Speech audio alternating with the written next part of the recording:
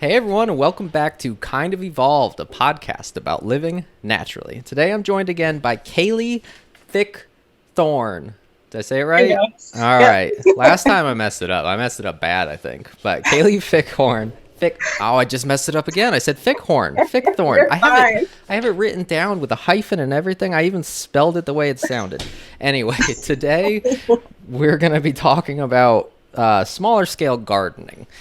And in particular, well, I was going to say in particular the environmental aspects. That's what I'm kind of fascinated with. But we're going to be covering all the different topics. On this podcast, we talk about basically planet health and human health. And this topic covers both of them perfectly, really. Because gardening is great for your health. And if you're not buying stuff from the grocery store, there's certainly less packaging, less gas, all that sort of stuff. So we're going to jump right in and get started. I probably should have figured out what my first question was going to be for you. Well, you know what? Actually, let's for people that didn't listen to the last episode, because it's very different from what we're talking about now, or somewhat different. So if someone's not as interested in that subject and they're just starting with this one, can you give people a quick summary of your professional life and who you are and all that? Yeah. So I'm a physical therapist, but I'm also pursuing a certificate in horticultural therapy as well. So basically, horticultural therapy is like trying to help people reach their therapeutic goals through using plants and gardening and just general nature to, help with mental health, physical health, and some like soft skill stuff like critical thinking. Right. So yeah, if you've ever gardened and first of all you've come back inside feeling refreshed mentally, that'd be a good example of that. And also if you've come back in feeling a little sore because of what you've been doing, that'd be the physical aspect there. There you go. So we got an expert here. We got an expert, and then I'm also here. So we're gonna jump right in. Something I want to talk about first, real quick, is when people think about vegetable gardening. If you've never had a garden before, I think a lot of people think that you need like an acre or 2 acres or like this massive amount of space. Yeah, that's definitely been my perception as well in the past before I actually started gardening. Yeah, I don't think I mean, I understand where people are coming from. You watch movies, you see these big farms, or you're driving down the road, you see these big farms. I don't think people realize how much food you can grow in a very small space. Mm-hmm. Definitely. I mean, like my favorite things to use are like 5-gallon buckets. Right. I mean, you can use a 5-gallon bucket to grow like a whole potato crop. Right. Exactly. And let's take it even further than not needing a lot of land, all the way to you don't need any land. If you have an apartment, you got a little porch or something out there, or just if you do it right, even if you just had a good sized window, probably you could grow something inside right next to it. You can really make it happen without needing a bunch of money to start up, because seeds and starter plants are cheap if you're not getting a bunch, and you don't need a lot of space. So this is a very accessible thing for most people. I would just say this is something that most people can do. I'm trying to think of who'd be like, if you live in Alaska, you might have some trouble. But other than that, maybe with a heater and a grow light, though, I think you'd be fine. You probably could. Except for, don't they have like 2 months where it's just dark or something? You definitely need that light. So, but other than that, this is a very accessible thing for everyone, and it doesn't need to consume your life. If you've got 15 minutes each day when you get home from work, you can make something happen. It's not going to be some long, drawn-out thing, unless you want it to be.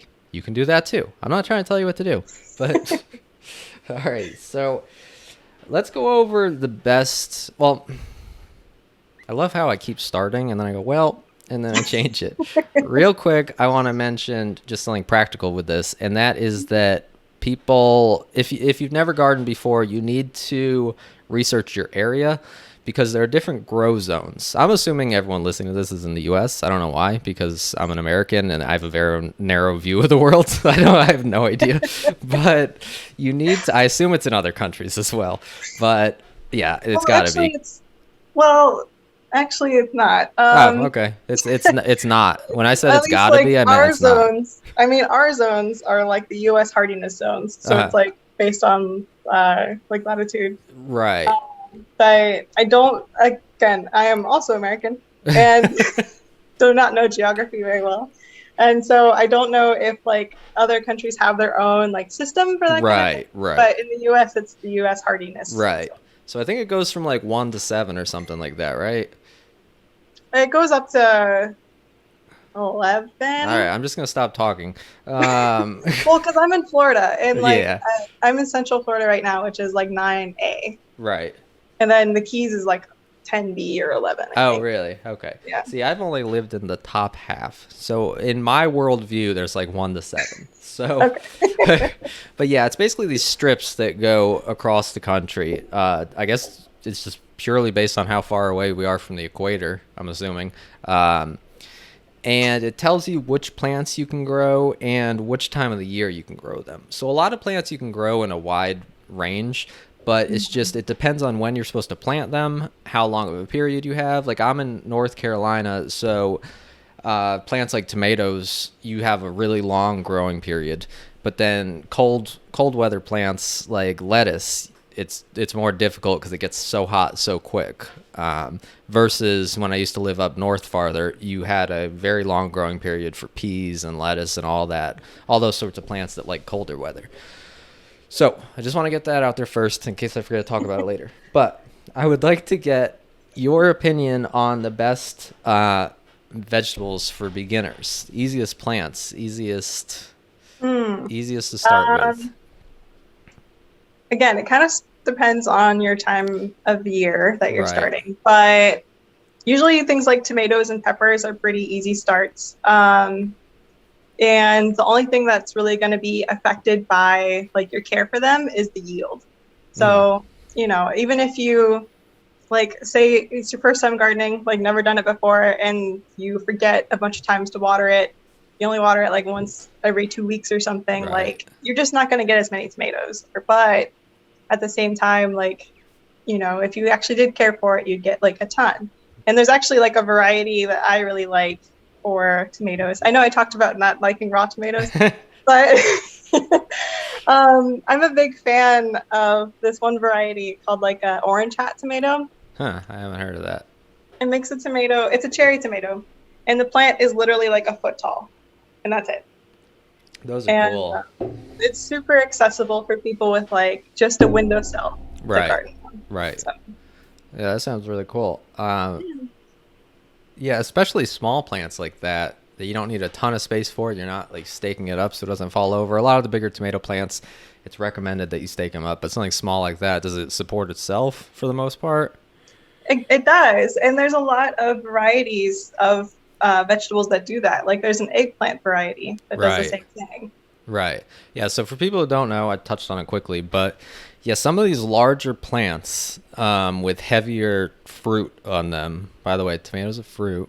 Um, they end up falling over from their own weight. I don't know if they did that naturally or if it's because we've modified them so much over centuries to make them grow bigger. I don't know what the reason is. Hard to say. Yeah, but yeah, it doesn't hurt the plant. The plant's going to keep going. The problem is if you've got tomatoes sitting on the ground, all the moisture's under it, the bugs are getting on it. But yeah, some of these smaller varieties will just stand up on their own. So that makes it even easier because the bigger plants, a lot of the time you want to at least put like a wood stake in and gently tie it up or one of these little metal cages around it.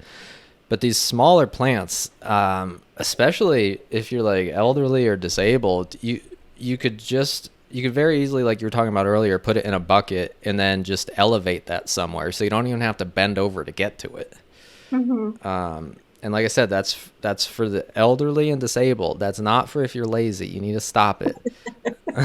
um, Well, it also plays a huge role in how much soil it needs. mm, And so that plays a role in like being able to like move the plant if you need to say like a sunnier area or even just access the plant in general. yeah, that's a good. I didn't think about that. Yeah, you're pretty locked in with a lot of plants, but yeah, that makes it very convenient. that's something else when you're first starting out. You really want to at least spend, a day or two looking at the way the sun goes across. If I assume you have a yard, just the way the sun goes across your yard, and make sure that it's a good spot for what you're planting. It's all these. I don't think we're going to be getting into like the specific like scientific details of this. I would recommend. We can. I'm up for whatever. I just don't want to look stupid in the process, which I will. But definitely get a gardening book, watch some gardening videos, all that stuff. You can get a lot of good information. You just have to make sure it applies to your area. I think that they're usually pretty good about explaining what area they're talking about. But yeah, there's I would say gardening is one of those things where it's more, you're gonna need a couple days to prepare, probably. Just you want to learn some things, you want to do some research, you want to look at where you're going to be growing. But then once you start, I think most people think it's going to be harder once you start. I would say it's easier once you start, because once you have it figured out, first of all, you get to see what's happening. You get to see your work coming to fruition. And it's just maintenance after that, really. Yeah. So yeah, it's not bad.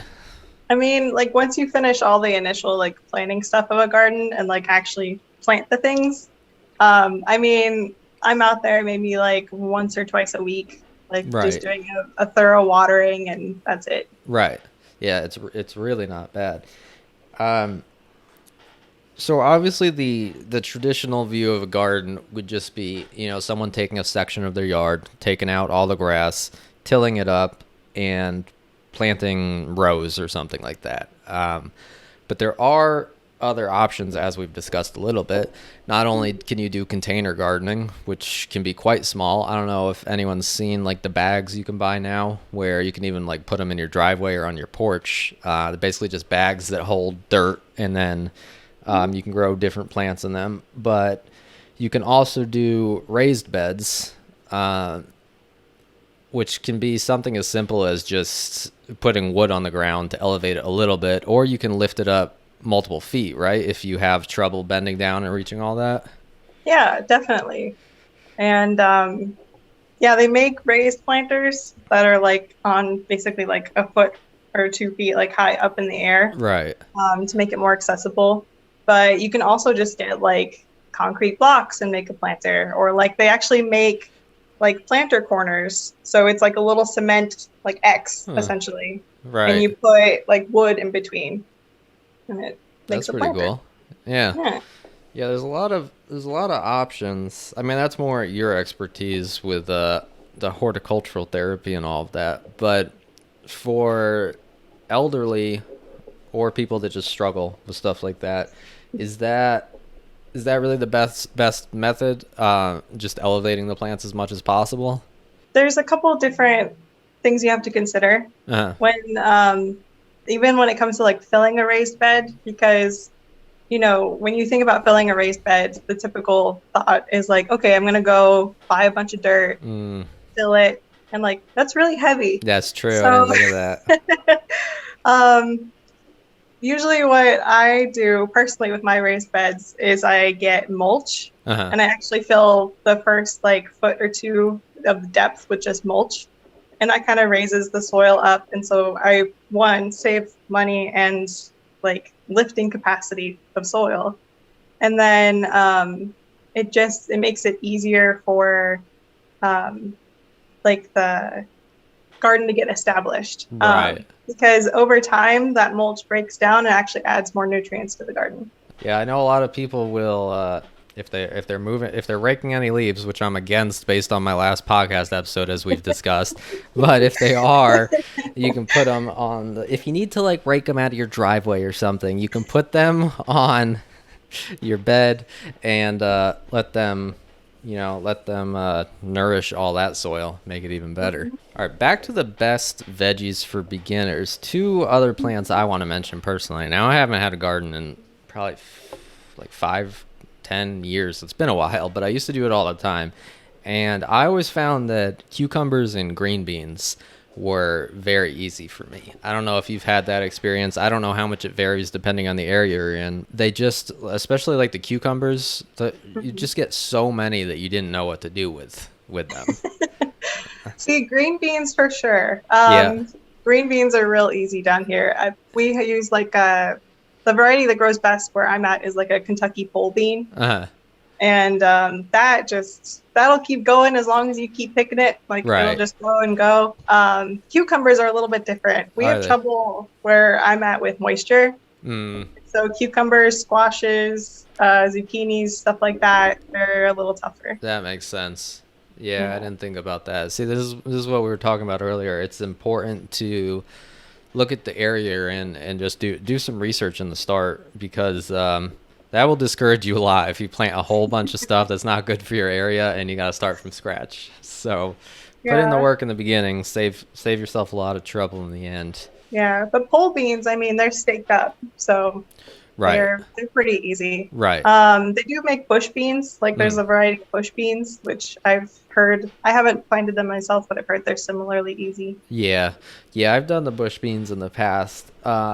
Personally, I liked the pole beans more. So green beans, a lot of the time you'll stake them up, or another easy thing to do is just get some fencing, like some metal wire fencing. You can just put two stakes in and then run that against it. But they'll grow up to, like, I've had them grow 6-7 feet tall, like Yeah.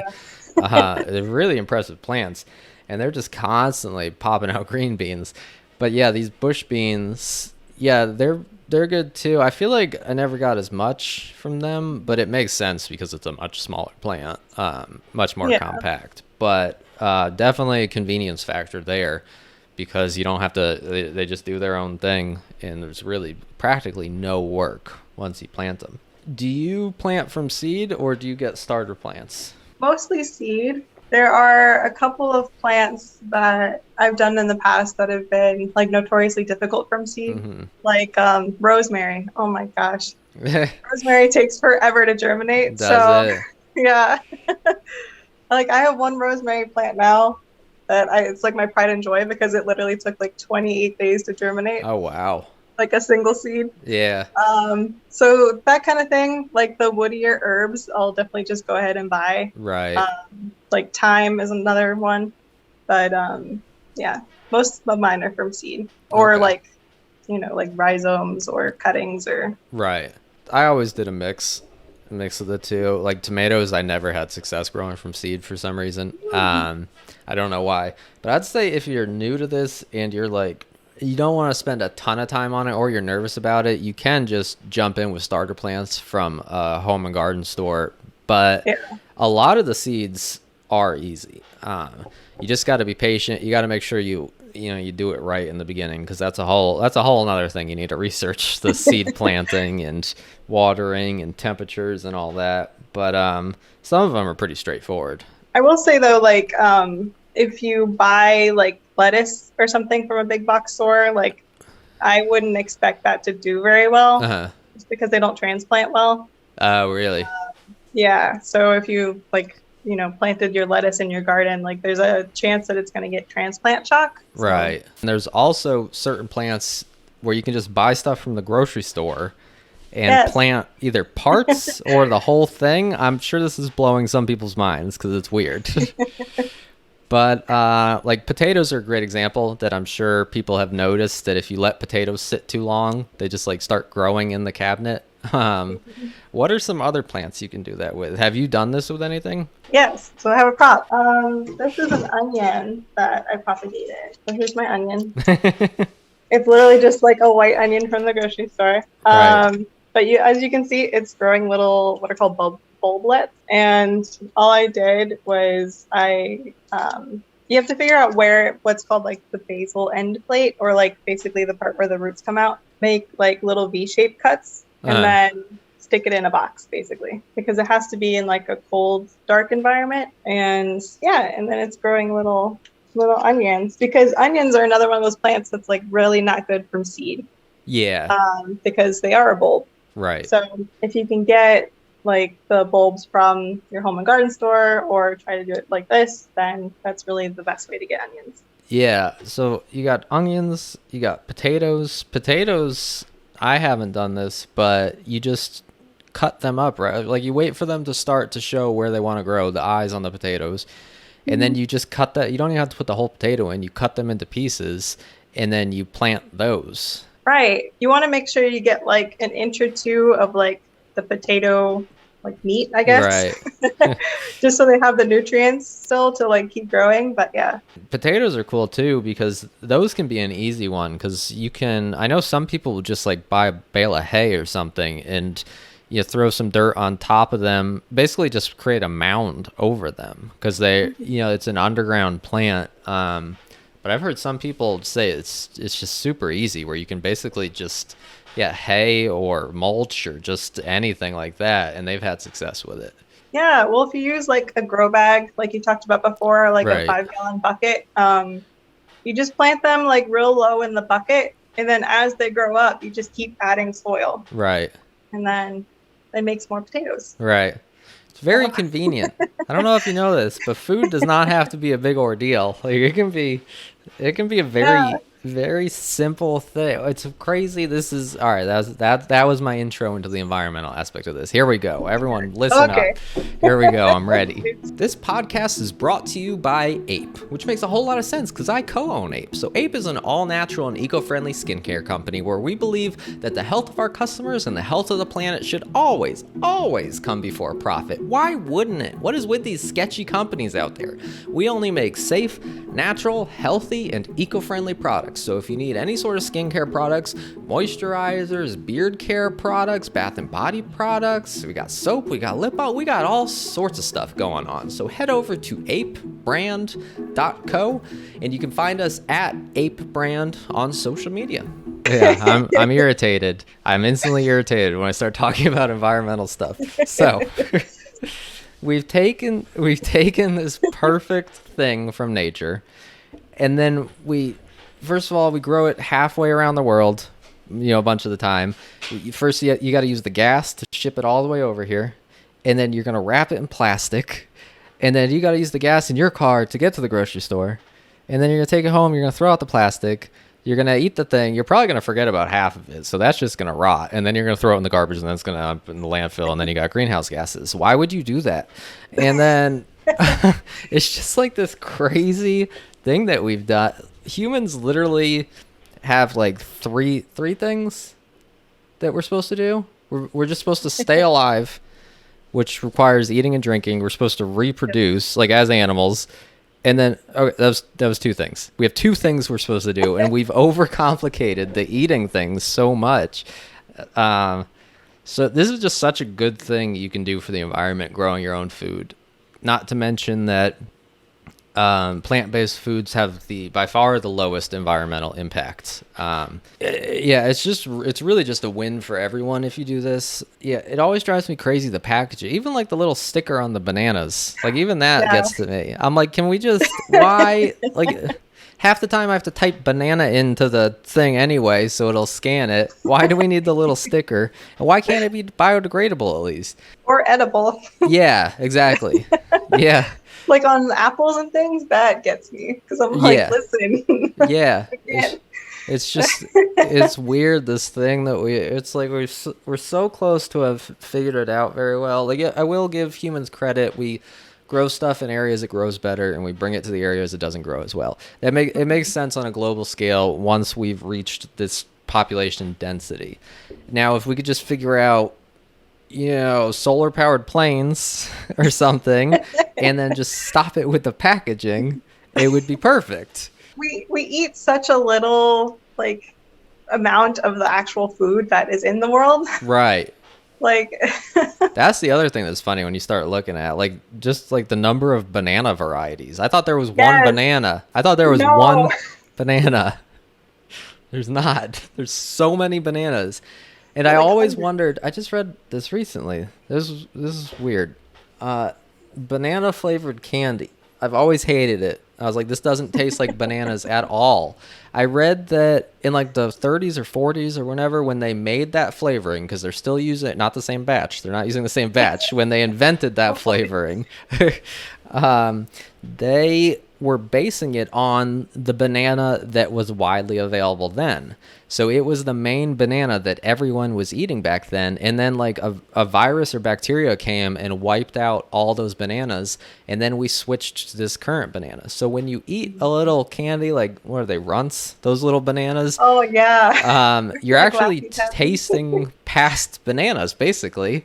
And it turns out they're gross because I hate those. So Compared to other bananas, I think the bananas that we eat, I think they're Cavendish variety. Like I think Yeah. those are gross because we have so many like more flavorful and sweeter bananas. Like it's true. wow. It's weird. I don't know why we've locked in on this specific. I don't know if it's the easiest to grow, or I'm sure there's some business reason behind it, some money making reason. Usually it's shipping. Like Yeah. if they can ripen better, Right. when they're picked green, usually. Right. But it's just there's so many different aspects to this. Even if you're growing like one tomato plant for yourself, first you can control if there are any chemicals on it, which obviously I would encourage you not to do. Then you can control. You don't have to worry about the workers. Were they paid well? Were they treated properly? That gets taken right out of the equation. And no packaging. It's a really cool thing to do, and it's something that you get to see. You get to see firsthand what you're capable of. It's such a small thing, growing tomatoes. But I think this is one of those things that can have a snowball effect, where you do something small, and then suddenly you realize how powerful you are, and you start to think, if everyone did this small thing, if everyone just had one tomato plant, one green bean plant, how much better off could the world be with this simple, seemingly insignificant action? Well, exactly. It gives you like such a sense of achievement. Like Right. when you actually have, like I grew like butternut squash for the first time and I was like, wow, this is cool. Like it's a Yeah. whole squash. Like Absolutely. Absolutely. And in the past, I'm so fascinated by early humans and all that stuff. I mean, I got a cave painting tattoo on my foot. cool. In the past, we were so connected to our food because we had to go out and find it. And I just think it's good to get back to, it's like such a deeply personal thing. It's literally what's keeping you alive. And yet 99% of us know nothing about it and have never grown it. I don't know about 99%, but what? There's a percentage somewhere lower than 99%, but a lot of us have not experienced that firsthand, and I'm sure to a lot of people this sounds weird what I'm saying, but it just can be. So many little things can have such deeper meaning when you look for it, and I think it can empower people to then go on and make more environmentally and health conscious decisions. You realize that you do have control over this, particularly the environmental aspect, because a lot of people like to really hyper focus on the fact that there's like 10 to 15 companies that are doing most of the polluting. But who keeps those companies in business? We all do with our purchasing choices. Exactly. The second you stop paying them, they can no longer function because they have no money. So we all have power to make real change. We just need to realize that. Rant over. That's all I got. That was my whole rant, I think. I'll probably come back to it later. Oh, garlic is also really easy to grow from the grocery store. Yeah, you take what's the main thing of garlic called? The bulb. Yeah, it's just called bulb. Yeah. Okay, I overcomplicated that in my brain. What are the little pieces called then? There's something I'm thinking. Clove? Yeah, maybe that's what I'm going. I don't know. Anyway, moving on. So garlic just takes a long time. Yeah, you split them up, right? And then you just plant the individual pieces. You break them up in the cloves and then you just stick them in your fridge for like a few weeks because usually garlic needs what's called vernalization, which is just like make it cold for a while so and then it thinks grow. that it's gone through winter. Is that what it is? I kind of feel bad for eating garlic now. Didn't realize it thought this through so much while it's growing. So that's a perfect example right there, because you think of buying garlic and how many pieces that breaks up into. Let's say you spend $1 on garlic. Let's say one thing of garlic costs $1. You break it up, you're able to make 5 to 15 garlics out of that. I don't know how to word this. Bulbs. Oh yeah, there you go. The little clove will then develop into like its own bulb. Its whole own thing. So there You can just see how much money you can end up saving too. This is another great thing if you're really tight on money. See, if you're tight on time, but you have a good amount of money, it's good to just buy stuff from the grocery store. But if you're tight on money and you have some free time, this is a real way to save some money. And in the process get high quality food, because usually when you're really tight on money, you're not eating the best food typically, because unfortunately a lot of the really cheap food is really crappy food that we've got now because of government subsidies and whatnot. Should I go on a government rant now? That's a different rant. Yeah, government rant. I'll have to join you on that one. Yeah. But yes. Don't get me started on like plant patents. Whatever. Oh, no, go ahead, get started on it if you want to, because I'm interested in that. The biggest, I think my favorite example is broccolini. It's a hybrid of broccoli. I think it's with the Chinese cabbage. I don't know. Broccoli, cabbage, kale, they're all in that same family, so they made this hybrid. But one company owns the patent for broccolini. So if you want to grow a broccolini, you have to license it through them. Right. It's insane. Like insane. Patented nature. It's just Drives me nuts. it's mind-boggling. I've heard of like small-time farmers being next to like some big corporate industrial farm where seeds have blown onto their farm and grown, and they didn't even like realize it. But then they started getting these hybrid plants and like, well, they're already growing, I'll just harvest these. And then them getting sued for something they didn't choose to do. Yes. Because corporations and the government is garbage. This has now turned into a health conscious thing to do, an environmental thing to do, and a way to stick it to the man by growing your own plants. So, but that's also like part of the problem with grocery store produce. Like I mentioned, potatoes and onions and garlic. Ginger is another one.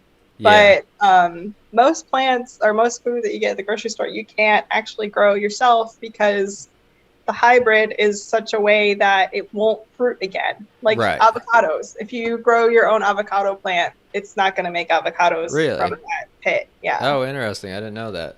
It's crazy how much they've modified plants. You think of like seedless watermelons, and from what I understand, seedless watermelons are just well, now I'm questioning it because of what you just said, but what I always understood in the past was that they just delay the seeds coming in fully. But yeah, do you know anything about that? Is that something else they've done? That's also what I had heard. Yeah. But that's more of like a timing thing. Right. But so I do think that's a good thing to mention, because I've heard multiple people say that they won't eat seedless watermelons because they're like, I don't want that toxic junk. But it's literally, if this is accurate, it's literally just that they've told the plant to make the seeds later in its life cycle so you don't have to deal with them that early on. So you shouldn't have to worry about that. Well, and they breed them in such a way that like even the varieties that they extended that to, like they only grow like less than a handful of seeds already. Right. So yeah. Even if you do get a seed, you probably won't get many. Oh, but we did mention potatoes. Sweet potatoes are actually very commonly treated with a chemical to delay the production of the eyes that they call. Oh, really? So sweet potatoes, it doesn't often work as well. But interesting. Now that you mention it, I do feel like sweet potatoes last a real long time in the cabinet, unlike regular potatoes. Like a couple of years ago, I went to a place called Echo, and what they do is they teach like alternative gardening methods for impoverished countries, like that are along the same latitude. So a couple of the things that they would do to help kind of cut costs, but also like help these people provide an income for themselves through gardening is like instead of taking your container and filling it completely with soil, they'll use plastic water bottles to take up some of the space in the container. Right. So you don't have to use as much soil, and then it's also like another life for the bottle. I feel like growing vegetables is a really good way to help. I mean, this is super oversimplified, but to help people out of poverty potentially. Back to the cheap food being so unhealthy. McDonald's has got their dollar menu. Meanwhile, if you want to get a salad, you're spending $5. It's just, it's a good way. People get stuck in the cycle of first, they don't have a lot of money. and then they start eating this crappy food because it's cheap, and then they get sick, and then they don't have money because they need it for doctor's bills, and then it's just like this. It's crazy, this endless cycle that all, like, as I'm saying, it almost sounds like a conspiracy theory almost, but it's just like this cycle people get stuck in, and it's just another example of how the smallest thing can have the biggest long-term impact. Well, something that gets super overlooked on like the health aspect is beans. Yeah. Like beans are super healthy and they're also super cheap. Right. And I don't know I don't know how beans got a bad rap, but Yeah, I don't either. You look at a lot of countries with less money, and rice and beans is such a big thing for them. It's filling, it's cheap, it's easy. It's crazy how backwards so much stuff is now, and how confused we all are, which is understandable because a lot of it's been manipulation through marketing and all of that. But if we can get people back on track, maybe get some people to just grow like one tomato plant or something, I think it's a good start. It's a good start. You'll see what you're capable of, and you'll have really good tomatoes. Like too many tomatoes probably, depending on how many people live in your house. You're gonna be giving away tomatoes. I promise you.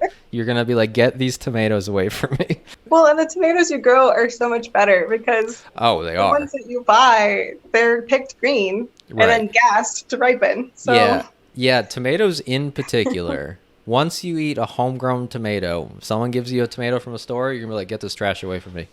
Yeah. It's a crazy difference. So give it a shot. It doesn't have to be this long, drawn-out thing. Get a gardening book. Do some research. On the back of seed packets, it'll even give you some information on where you can grow, what time to grow, when to plant, all that sort of stuff. And yeah, just research this stuff. And watch a Monty Don video. Did you ever watch a Monty Don video? No, I didn't. Okay, we're definitely, I was already headed toward ending this podcast, but now we're definitely ending this podcast. So do your research. I have faith in you, and good luck. Thanks for being on again. I appreciate it. Of course. Thanks for having me. All right. Talk to you soon.